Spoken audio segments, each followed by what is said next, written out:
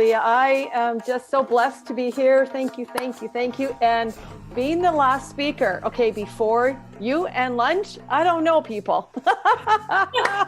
Okay, ladies, so, normally I get everyone to get up, let's get moving, that's shaky, shaky, shaky. But actually what I'm going to do, so please don't fall asleep, because let's shake first, and then we'll do some breathing, okay, before I get going. So shake, shake, shake. Woo, because there's a lot of power. I love it. And let's honor each other for that.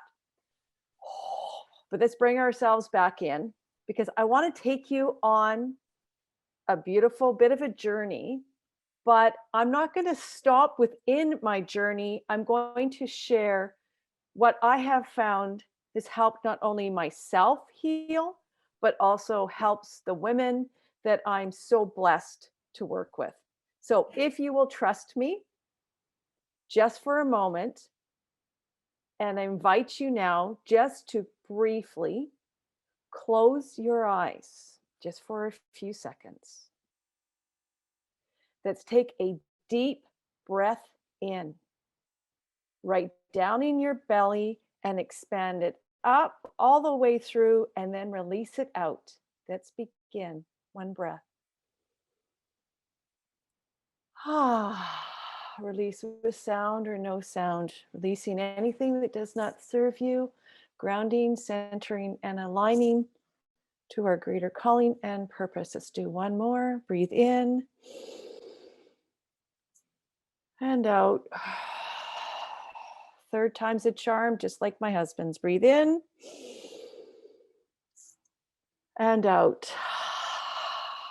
Keeping your eyes closed for a moment. I want you to imagine the sun is shining. You feel the warmth radiating on your face. Oh, you feel that. The bubbling, exciting feelings are erupting in your tummy. You know today is going to be another amazing day of learning. You're walking down now. I'm going to open my eyes. I'm walking down the hill. I see the water, the glistening water, the sunshine now. I'm walking towards a building that I have no idea that a situation will happen that will change my life in a second. So please open your eyes. Thank you.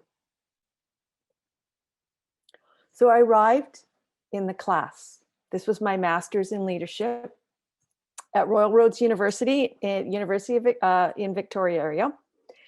And I very innocently and very quickly, I'll go through this. I was told to complete an untold story.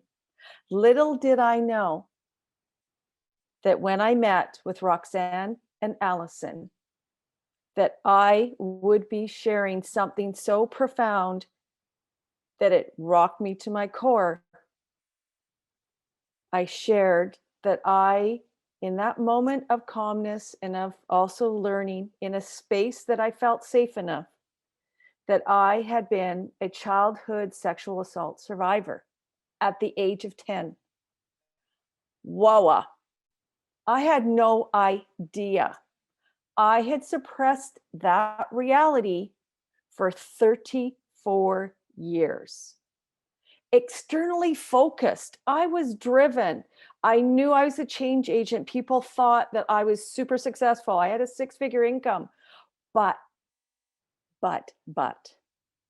there was something that wasn't true. I didn't know myself. So in that moment, that intense awakening, I was given the gift of awareness, of awakening and transformation. I learned, and I knew instantly who it was, when it happened, and I felt free. Very profound. All of us can have these moments. We just don't know when they're going to come. What I also learned from this, and then I'm going to take us on a story of what I've learned through this awakening. What I realized in that instance was that I was awakening to the repeating patterns of victimization. I just changed my perpetrators throughout my life, repeated marriages and divorces, and the lack of self-love. I also realized that I had not owned my leadership story. I didn't know my life purpose, but it became clear. And I wanted to build on what the last speakers talked about, because I think we need to be able to shift and pivot. Because for me, my purpose now is to help women design and own their leadership story. So we don't repeat. We've been talking about this in different ways. We don't repeat the patterns. We need to embrace ourselves and take action. So what I like to share now is that from this awakening, I have now shifted from the inside out. I've become emotionally intelligent. I seek to help other women be inspired to know themselves. How many of you know what your true leadership story is? And I know it's right before your lunch, and some people may or may not be still here. How many of you actually know what is your leadership story? How would you describe it? What words would you use to say, who are you? If someone asked you. Awesome. If you do, write it down, put it in the chat line for me. I would love to learn from you, because I think that's powerful, because not many women take the chance or take the time or have even thought about it. Do I actually have a leadership story? You do. And so that's what I'd like to share now is just my roadmap. There's 7 key areas or 6 quick elements that I just wanted to bring to our attention today that really have helped me show up, be courageous, have confidence, and commit to my own self-exploration and development. So the first one is, if you're writing what your leadership story is, what words are you putting down there? I'm just going to try and move this over so I can actually see. Awesome. I am love, creating change and leadership through connecting to love of self. Powerful. Love it. For those who may perhaps not have words, maybe something may come up for you. Just write it down. And on a scale of 1 to 10, how confident are you that you can communicate what is your leadership story? Just write 1 to 10. 1 is maybe I'm not that confident. 10 is I'm 100%, I know how to communicate to myself. And if you could tell someone, write down those words. And we'll check in at the end if by going through a couple of these little tactics, maybe you'll shift from over a 7 out of 10. So the first one that I wanted to share, and we've heard it already in many of the speakers, is that words are powerful. So we need to challenge how we describe ourselves. We've heard words that for some may be anchored from our previous experiences, perhaps how our parents identified us as being something. We talked about stepping into that power, not being held by our words. But what words do you use? Have you actually challenged yourself to do a word grid? Write down all the things, the words that you use to describe yourself, and challenge yourself. Are there some words that maybe have limiting beliefs or limiting ways of self-sabotage that may get in your way? Challenge yourself, because we are listening to ourselves. So let's be powerful. Let's look at those words and then challenge if some of those words that are negative, because we can grow in our own self-awareness. And so find someone to share that with. That would be my one tactic today. Do your word grid. Just write them down and then pick someone today and say, can I share something? What do you feel? Are these words that you see me behaving or being? And what words what feed forward, as Goldsmith talks about, what feed forward, what advice or what feedback in the future can you give me to enhance these words so that I can live purposely and with power, using strong words to describe myself, because you will step into your power. The next one is challenge your thoughts and your thought processes. How many of you, and again, I know this is before lunch. All right, ladies, how many of you have ever seriously challenged your thought processes? Like, had a holy moment. This is it. I need to challenge what I'm thinking and how I'm thinking right now. Has anyone ever had that moment? Awesome. Show of hands. Let's go. Come on. Let's get action. All right. For lunch. Excellent. Okay. I appreciate you. And what did it make you feel when you held yourself accountable? Powerful, right? It made you have that moment to say, hey, I am not my thoughts. Those words, truly internalized, are so powerful. They can transform you in a moment. I'll repeat that. You are not your thoughts. Just let it register. Comes inside. We need to challenge our ego, because if we are, as we just talked about it, we're in a pandemic at different stages. I happen to be in Canada, other people around the world. It is a hard time. We are going through trauma, collective trauma. Our bodies are elevated in cortisol. We're running strong, we're running high. We may be more reactionary. So let's give ourselves that moment to challenge our thought processes and where we find ourselves in that grieving process and what's happening for us today. Chris Argyris has a great tool. If you get the chance, go explore this. It's called the Ladder of Inference. So if you want to put that down, Ladder of Inference.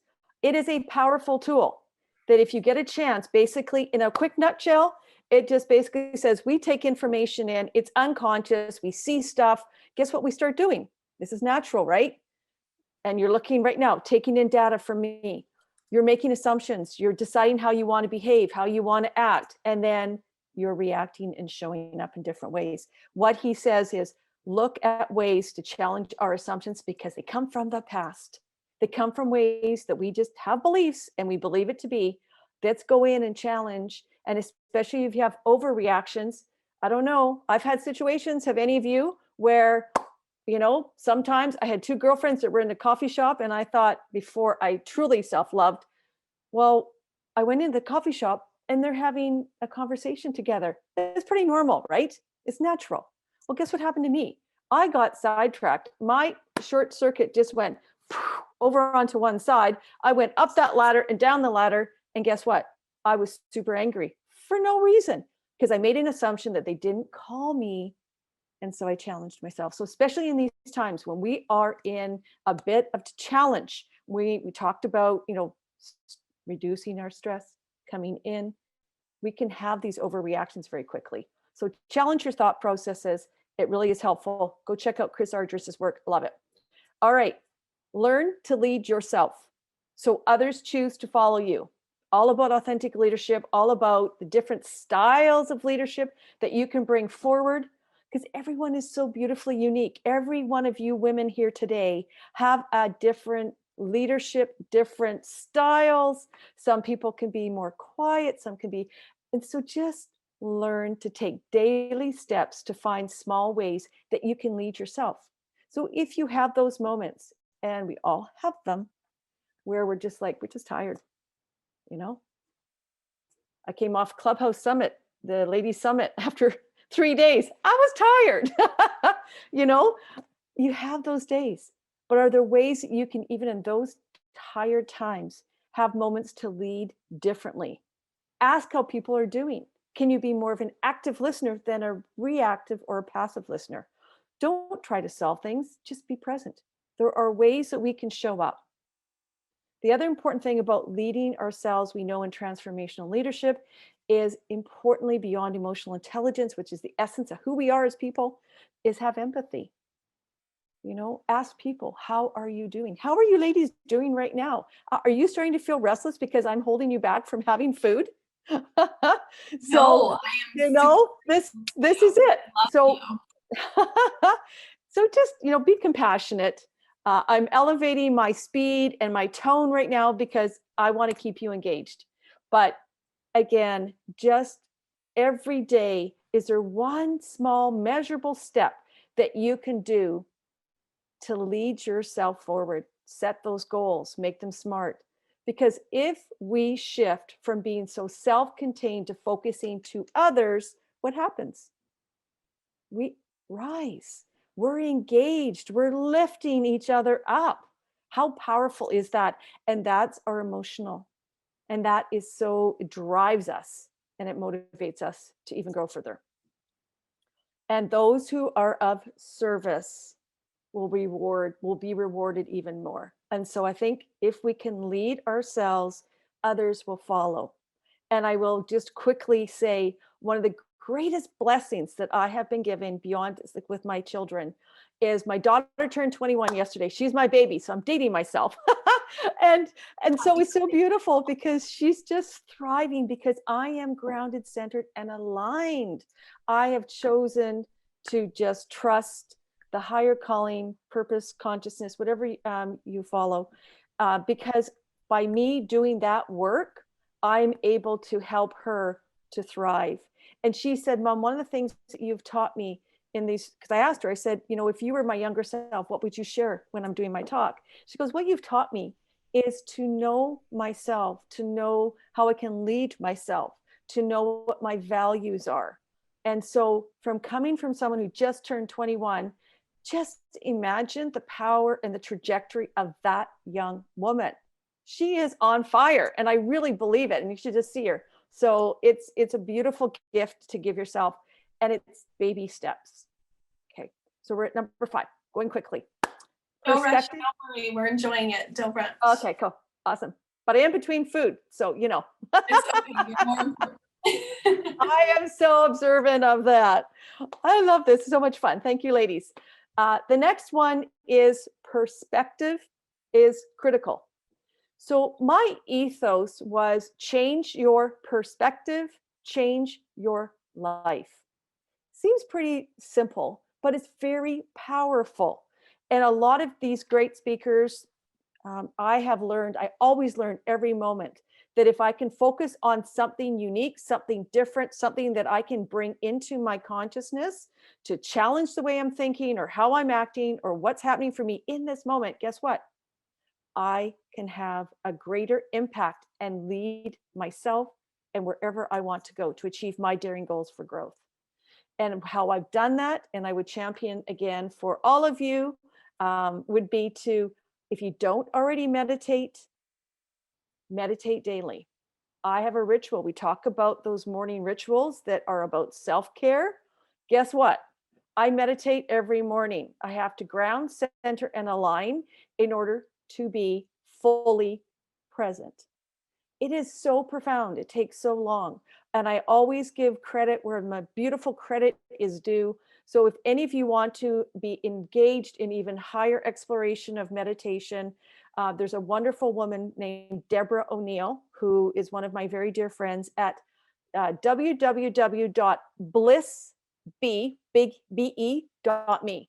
She has recorded 100 sessions. She has 31-day meditations. She's a beautiful gift. She's an integrated healer. I love her. I'm trying to get her to come and speak. She's profoundly changed my life. And I just wanted to honor that space, and I'm sure she'll feel me talking about it right now anyways. So yeah, just coming in and meditating. All right, almost there. Importantly, in doing these tactics, it will help you design and own your leadership style. Define what matters to you. What matters to you most? What are your values? Because at the heart of you is your values. I can authentically say that during my journey, I didn't have my, see if you can consider, a vase. I didn't have my rocks in my vase. I just had water. And so I was swishing all over the place. But when I figured out what was truly important to me and I did my values exercise, I became grounded. So I know my top 10 values, and I've got my daughter to know her top values. And guess what? We can make grounded decisions on how we want to show up every single day of our lives, whether it's in a relationship, whether it's for our work, whatever it is, it's the essence of who we are. So I would advocate to take the time to dive in and look at how to do the values. And I am running some value sessions. Actually, I do a free session. It's called Leaders Wake Up, to kind of help you get woken up a little bit, to really invite yourself into that conversation, because values are our moral rudder. And importantly, if we are going to truly design, own your own leadership story, we have to understand the relationship to power. We have to understand how we can be authentic, and it's about relationships, and it's not about power over. So as we women rise, as we go and into our place of strength, just be mindful of how we're showing our power, because being an emotionally intelligent leader is critical. So if we are, as an example, and this is seen in all, whether it's in the boardroom or just working with your husband or your partner, how we show our assertiveness, as just one example, can be miscommunicated or misunderstood. So just be mindful of the relationship between knowing yourself, speaking your truth, using your strengths, and being mindful of your impact on others. So emotional intelligence is also a very important thing in being authentic. And at the end of all of this, we all have the capacity to change anything in our lives. Go into that uncomfortableness, because in the uncomfortableness is when we grow. William Bridges always talks about the three main stages of, unfreezing and kind of going into that uncomfortable zone, and then refreezing and going back and forward. So many different theorists around change. I love change. It's my happy place. Just embrace it, love it, bring it in, because the more change you can bring into your life, guess what? You are growing, and you're not going to be stuck. So dare to dream, and you can do it. But you have to be mindful to ground yourself, center and align, because as Mahatma Gandhi says, we're all the makers of the peace within us. So let's invite ourselves into our own personal relationship in order that we can design, own our own leadership story. So in going through all of these strategies, opportunities to grow, I hope that you will challenge yourself to take some of these up and move yourself from wherever you were on that scale of 1 to 10, and how confident you are in terms of how you communicate your leadership story. Do you know it? And by doing all of these or some of these different elements, you will know what your story is.